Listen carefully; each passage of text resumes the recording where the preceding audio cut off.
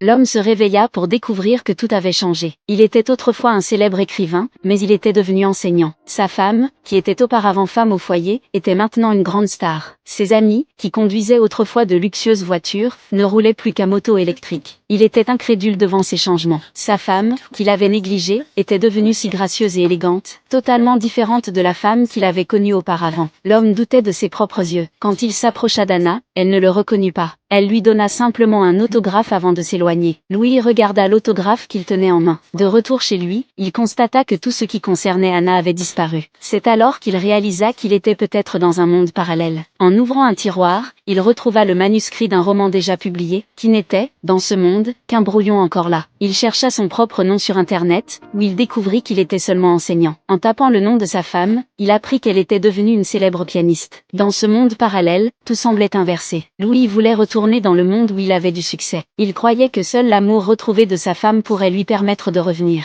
Mais comment pourrait-il reconquérir une grande star? Il se fit passer pour un serveur et se faufila dans un gala. Alors qu'un ami l'appelait au téléphone, Anna s'approcha de lui, et, le prenant pour un serveur, lui demanda des amuse-gueules. Louis voulait révéler la vérité, mais il ne put se résoudre à le faire. Le lendemain, il chercha la grand-mère d'Anna. Il savait qu'Anna rendait visite à sa grand-mère chaque dimanche. Bien que souffrant d'Alzheimer, la grand-mère semblait beaucoup aimer Louis. Anna arriva à ce moment-là. Quand elle vit Louis sur place, elle fut un peu surprise. Elle lui demanda pourquoi il se trouvait ici. Louis mentit en disant qu'il était bénévole. Ce film s'appelle Mon amour inconnu.